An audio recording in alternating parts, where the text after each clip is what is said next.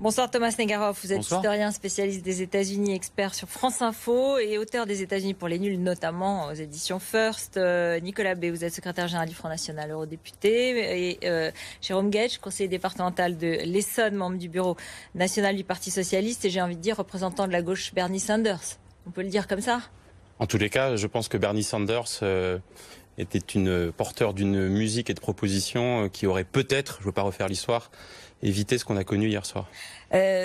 Thomas Negaroff, avant de retrouver aussi Mélissa Bell de CNN qui va nous rejoindre, la correspondante de CNN, peut-être qu'on peut essayer de comprendre les facteurs justement de cette élection de Donald Trump. Qui a vraiment voté pour lui? Qu'est-ce qui s'est passé? Qu'est-ce que ça veut dire?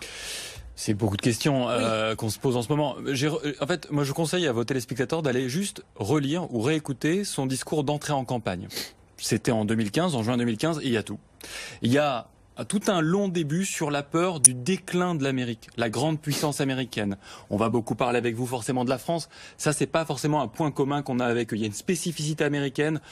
Nous ne sommes plus respectés sur la scène internationale. Il y a la peur du déclin. Ça, c'est un truc historique et très fort aux États-Unis. Et puis il y a des choses qui peut-être vont résonner davantage chez nous. Le déclassement, la crainte de la mondialisation, pointer l'immigration comme la cause principale et la mondialisation comme les deux causes principales, du déclassement économique, cibler la désindustrialisation, cibler ce qu'on appelle beaucoup en France aussi ces territoires oubliés des politiques et aussi... C'est le mot qu'il a utilisé. Il a souvent utilisé les oubliés. C'est un mot que Marine Le Pen utilise. Oui, et j'entendais Marine Le Pen, c'est aussi pointer du doigt le système, l'establishment. J'avoue, je ne sais pas ce que ça veut dire. Peut-être ceux qui regardent la télé disent il ne sait pas ce que ça veut dire, c'est normal, il en fait partie, j'en sais rien. Mais l'idée que les médias ont tenté d'imposer Hillary Clinton, moi je pense que les médias ont pris parti aux États-Unis, ça c'est évident. Parce qu'il faut dire, il y a aussi beaucoup d'insultes contre les médias de la part de Trump. Que les sondeurs se sont trompés, c'est indéniable aussi. Qu'ils n'ont pas les outils pour comprendre l'évolution des suffrages aux États-Unis ou en Angleterre avec le Brexit. De là à y voir une espèce de machination et que le pouvoir revient au peuple, là il y a un pas que je ne ferai pas. Alors on va aller retrouver Laure Mandeville qui est reporter au Figaro et qui a écrit « Qui est vraiment Donald Trump ?» Vous êtes à New York, merci d'être avec nous. Alors Donald Trump qui va entrer donc à la Maison Blanche dans 2 mois et qui sera demain l'invité de Barack Obama. Est-ce que c'est vraiment ce milliardaire douteux qui ne paye pas d'impôts depuis 20 ans, sexiste, xénophobe, ou est-ce qu'il est plus complexe et comment du coup est-ce qu'il va gouverner? Est-ce qu'il pourra gouverner? Oui, je crois que il y a eu le personnage. C'est compliqué de répondre à votre question parce que, comme je l'ai dit plusieurs fois, Donald Trump a des aspects caricaturaux dans sa personnalité et il en a joué énormément dans une époque qui adore les caricatures. Quand il faisait ses tweets, quand il attaquait ses adversaires pendant les débats télévisés avec des petites phrases assassines, des mots pour les rabaisser, et ça a très très bien marché pour les détruire politiquement. Mais en même temps, c'est vrai que s'arrêter à l'idée qui a été avancée par les journalistes américains et l'élite américaine comme quoi Donald Trump serait soit un clown, soit un Hitler, me paraît un peu court pour expliquer ce personnage. Et c'est vrai que dans le livre que j'ai fait, j'ai essayé d'aller au-delà, de montrer d'abord que c'était quelqu'un qui incarnait une forme de rêve, un rêve évidemment qu'on trouve peu ragoûtant dans une France où l'argent n'est pas très bien vu, mais aux États-Unis, même si ça brille, c'est de mauvais goût, c'est nouveau riche, ça plaît et ça montre aux Américains que c'est un homme de succès. C'est aussi le fait que cet homme est connu aux États-Unis. C'est comme une sorte de père ou de grand-père qu'ils connaissent depuis toujours, parce qu'en fait c'est un homme qui a été à la une des médias pendant des années et qui aussi est rentré dans les foyers américains à travers l'émission de télé-réalité qu'il a animé et produit depuis 2004 et qui a été un succès absolument phénoménal avec 30 millions de téléspectateurs à son zénith. Donc Donald Trump, c'était l'homme, en fait, c'était dans cette émission une espèce de statut du commandeur qui disait qui était capable d'aller plus loin et de travailler dans sa société et qui était un perdant. Et donc les Américains ont été fascinés par ce personnage qui s'est distingué entre perdant et gagnant. Je suis persuadée que ça a joué pour l'aider quand il a démarré sa campagne. Merci beaucoup Laure Mandeville. Donc votre livre qui est vraiment Donald Trump aux éditions Équateur. Bonsoir Mélissa Bell, vous êtes correspondante de CNN internationale à Paris. Alors comment est-ce qu'il peut gouverner aujourd'hui? Est-ce que c'est l'homme des excès seulement qui va se retrouver à la tête de la Maison-Blanche? Et est-ce que c'est aussi inquiétant que ça y paraît? Ou au contraire, dans le fond, on va l'écouter d'ailleurs, il a eu un discours ce matin peut-être plus apaisant, plus rassurant. Est-ce que dans le fond, il va être plus pragmatique et ce sera plus facile qu'on ne le pense aujourd'hui, en tout cas en France? Écoutons-le. C'est ce qu'ils appellent un événement historique. Mais pour être vraiment historique, nous devons faire du bon boulot. Et je vous promets que je ne vous laisserai pas tomber. Je ferai du bon boulot. J'ai vraiment hâte d'être votre président. Nous allons nous mettre immédiatement au travail pour le peuple américain. Et nous ferons un travail qui, je l'espère, vous rendra fiers de votre président. Vous serez si fiers, encore une fois. Je suis honoré de cette soirée exceptionnelle. Ce sera une période exceptionnelle. Et j'aime ce pays. Il a aussi dit qu'il serait d'abord le président de tous les Américains, ce qui était aussi surprenant, Mélissa Bell. C'était la première fois que nous l'entendions en tant que président élu, et ça changeait finalement tout. Pas seulement parce que le ton était très différent, et ce ton repris ensuite dans le discours de Hillary Clinton et de Barack Obama après, ces mots de consolation finalement au peuple américain et surtout aux démocrates qu'on a entendu par la suite, et le ton était vraiment semblable dans tous les discours. C'est aussi que c'est la première fois qu'on l'entendait après ce vote, et quelque part ça change tout. Une fois, on l'avait vu lors du Brexit en Grande-Bretagne, une fois, quoi qu'on ait pensé du Brexit avant, une fois que le peuple avait voté pour, eh bien ça change. J'étais ce matin un petit déjeuner franco-américain, beaucoup d'hommes d'affaires, de démocrates, de républicains, d'américains qui vivent à Paris, et on a assisté à ce discours en direct. Et quand il est arrivé vers la scène, une dame s'est levée, a dit « Applaudissez le nouveau président des États-Unis ». On s'est demandé est-ce qu'elle était pro-Trump ou un peu excentrique, mais en fait c'est elle qui avait raison, même si le moment avait été un peu curieux. Ça changeait tout. Mais est-ce que ça va lui donner la dimension du coup, c'est ça? Il faudra voir de qui il s'entoure. C'est une des grandes questions des jours à venir. Déjà, le ton est très différent de celui qu'on a entendu jusque-là. On avait beaucoup entendu ces derniers temps et les derniers jours de la campagne ce Day One Project, qui était plutôt inquiétant, puisqu'il s'agissait de rejeter tous les executive orders, comme les appelle de Barack Obama, Obamacare, tout d'un coup, d'essayer d'agir très vite. Protection de santé et un certain nombre et d'essayer finalement de retourner une bonne partie des projets de Barack Obama pour avoir ce message très fort à sa base, de leur dire ça y est, je suis à la Maison Blanche, mais attention, je ne vous oublie pas, je sais pourquoi je suis là. Et pourtant, depuis qu'il est élu, en tout cas dans ce qu'on a entendu dans son discours, c'est un autre ton, et peut-être que le ton est important. Nicolas B, qui représentait le Front National, on a entendu Marine Le Pen dire tout à l'heure, c'est une bonne nouvelle pour la France. Et pourtant, Donald Trump, c'est l'isolationniste, c'est le protectionniste. Est-ce que c'est vraiment, peut-être qu'on va être amené à faire une forme de guerre économique avec les États-Unis? Est-ce que c'est bon pour la France vraiment? Mais je crois que ce qui est bon pour la France, c'est que les Américains défendent leurs intérêts et que nous défendions les nôtres. Et le grand défaut de la France aujourd'hui, c'est qu'elle ne protège pas son économie parce que Bruxelles l'interdit. Ce que les Américains, le choix des Américains, c'est un choix démocratique qu'il faut respecter. Donald Trump, qu'est-ce qu'il dit? Il dit je veux protéger contre l'immigration les États-Unis, je veux aussi les protéger économiquement, permettre la liberté d'entreprendre, mais avec un État protecteur.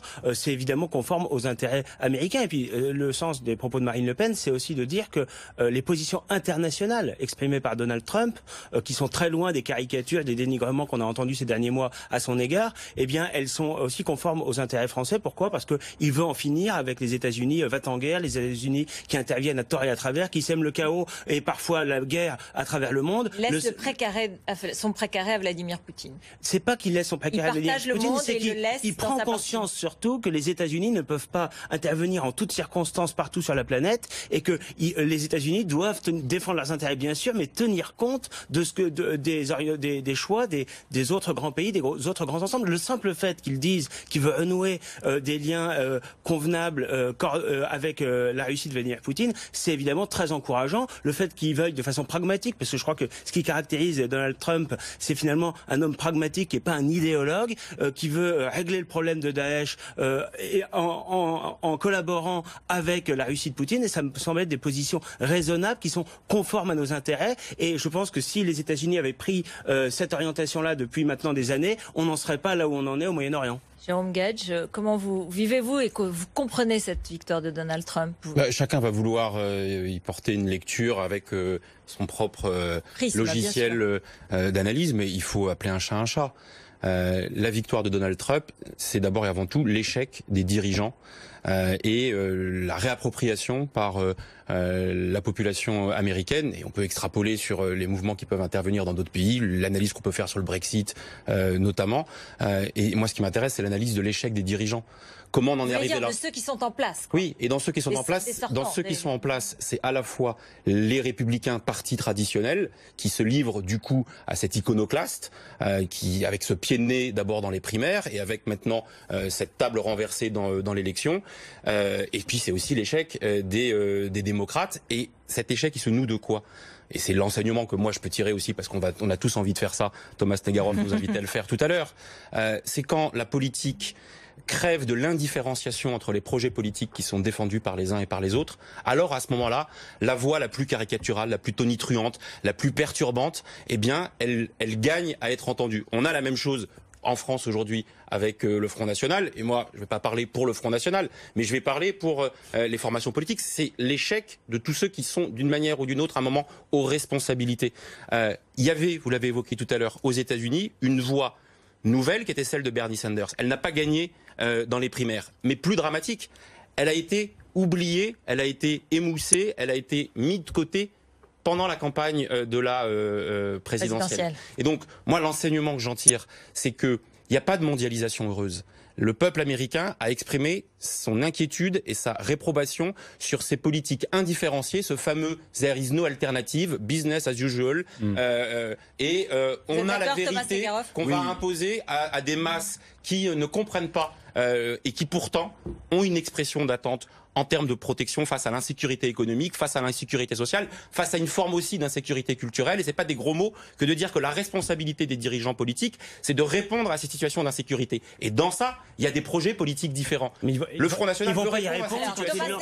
S'ils l'ont eux-mêmes organisé, ils vont pas y répondre. Un projet politique de gauche qui admet les erreurs de toutes celles et tous ceux qui considèrent qu'il n'y a pas d'alternative. C'est vrai aussi dans le projet politique européen et c'est vrai aussi dans l'indifférenciation qui a pu exister depuis de nombreuses années. Donc moi, je prends ça pour une alarme, la dernière alarme qu'il faut qu'on entende. Mais excusez-moi, Jérôme Gage, mais qui vont nous proposer les cette indifférenciation, elle correspond à une réalité, c'est-à-dire qu'en France, les Français constatent aujourd'hui, ils sont nombreux à voir que la droite et la gauche mènent exactement la même politique. Aux États-Unis, je pense que ce qui fait le succès de Donald Trump, c'est à la fois, en effet, je crois, vous avez raison, le rejet des politiques qui ont été menées par les uns et par les autres, et puis c'est aussi, je crois, un enthousiasme sur son projet qui correspond aux intérêts des États-Unis, aux intérêts des Américains. Et je crois qu'il faut aussi respecter ça, le fait de vouloir rétablir des protections aux frontières, de protéger son économie, tout ça est légitime. Alors évidemment, ça va à l'inverse des idéologies dominantes actuelles, mais c'est ce qu'attendent les peuples. Je voudrais juste un tout petit peu mesurer ce que vous êtes en train de dire l'un et l'autre.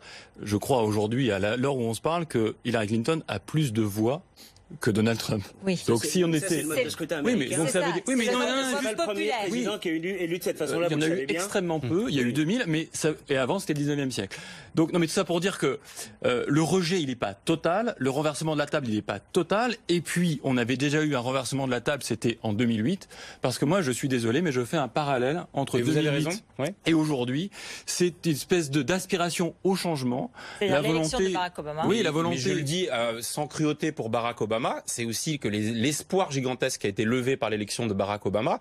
C'est son échec aussi ce soir, sur investissement, si j'ose dire. Non, mais c'est pire parce que les mesures n'ont pas été jugées suffisamment de rupture. Vous parliez de l'Obamacare il y a quelques instants. Est-ce que c'est pas pire que ça? Est-ce que ce soir, c'est pas aussi l'échec de Barack Obama, de deux mandats de Barack Obama, qui laisse une colère et une expression et des gens frustrés qui s'expriment de cette façon-là? Une partie de ce vote, en tout cas, c'est le rejet de Barack Obama de ce qu'il représentait de sa politique, c'est certain. C'est sûr. Avec bien sûr, comme vous le disiez à l'instant, un rejet plus global de tout le système médiatique, politique qui était au pouvoir, qui était celui qu'on entendait toutes ces dernières années. Donc il y a un rejet plus profond, mais effectivement, bien sûr. Et il avait très clairement dit pendant toute sa campagne Donald Trump que c'était clairement l'héritage de Barack Obama qui allait être détruit dès qu'il serait au pouvoir. Donc bien sûr qu'il mais en plus Barack Obama, c'était aussi un outsider en 2008. Je veux dire que les logiques sont à peu près comparables. C'est pas du tout les mêmes Amériques qui ont voté, c'est pratiquement évidemment à front renversé, mais cette aspiration au changement, elle est forte. Et qu'est-ce que ça dit aussi,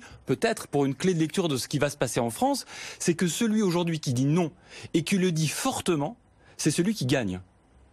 Et ça, quand j'entendais Alain Juppé parler tout à l'heure, et je outrepasse ma fonction ici, mais quand je l'entendais parler de il y a mondialisation, il ne s'agit pas de dire que la mondialisation est heureuse, mais attention, n'allons pas verser, etc. Cet été, j'étais à Little Rock, dans l'Arkansas, j'ai entendu Bill Clinton prononcer un discours, et il évoquait le Brexit et la campagne électorale américaine. Et il disait, c'est un drame, mais aujourd'hui, c'est ce que je viens de vous dire, celui qui dit non et qui le dit très fort, il gagne les élections aujourd'hui. Quand on voit en France... Il y en a d'autres, effectivement, y compris chez les Républicains, qui aujourd'hui, Nicolas Sarkozy, par exemple, s'est exprimé en disant que c'était un vote contre le politique, la pensée unique.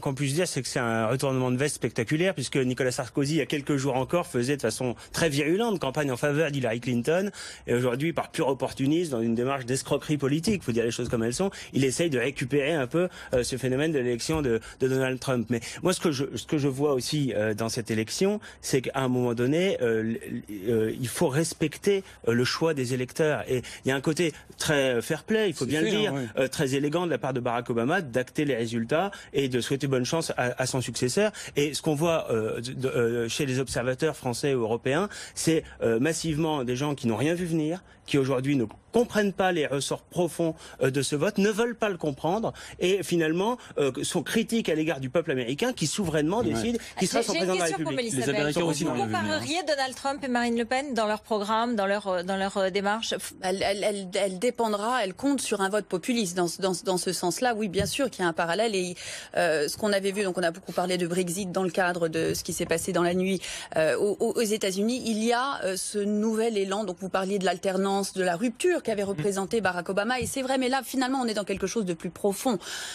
Puisque c'est vrai qu'elle a eu une plus grande partie du vote populaire et qu'il y a cette question du système électoral américain assez particulier. Et pourtant, personne n'avait imaginé que Donald Trump puisse s'en prendre à ce fameux Blue Wall, réussir à faire cette avancée dans des États où les républicains ne pouvaient pas espérer en faire. Il s'est vraiment passé quelque chose dans la nuit de plus profond. Ce sont des États dans lesquels Bernie Sanders avait gagné parfois. Michigan, par exemple. Et c'était finalement, vous y avez fait allusion à l'instant, il y avait dans ce discours de Bernie Sanders qu'on n'a pas tellement entendu. C'est vrai qu'on n'y a pas prêté suffisamment attention. Aussi un rejet des élites, aussi un rejet des systèmes, et c'est ça qu'on a entendu très clairement dans la nuit. Bien sûr que pour Marine Le Pen, ce qui s'est passé dans la nuit aux États-Unis est plutôt réjouissant. Vous savez, le populisme, c'est deux choses. Il y a deux pieds dans l'histoire du populisme américain. D'un côté, la xénophobie, il faut appeler les choses par son nom, la xénophobie. Non mais pas aujourd'hui, pas vous, le patron national. Le populisme américain, la xénophobie, pardon, et le rejet du capitalisme sans foi ni loi. Bernie Sanders a capté un aspect du populisme, Donald Trump, l'autre aspect du populisme. C'est la raison pour laquelle le changement et la rupture ne peuvent pas se décréter. Il faut y mettre du contenu. Et le problème de la campagne d'Hillary Clinton, c'est qu'à un moment donné, elle démarre sur un discours fondateur sur les inégalités, et puis après, c'est plus le centre de gravité, et qu'on ne peut pas à la fois s'accommoder de Wall Street, comme elle le fait d'une certaine manière, et pas s'attaquer aux sources du mot. Et c'est l'enseignement principal. La rupture, c'est sur du contenu. C'est pas sur une autoproclamation de dire le changement, c'est moi. Merci. On continue à en parler avec Alain Marchal tout de suite.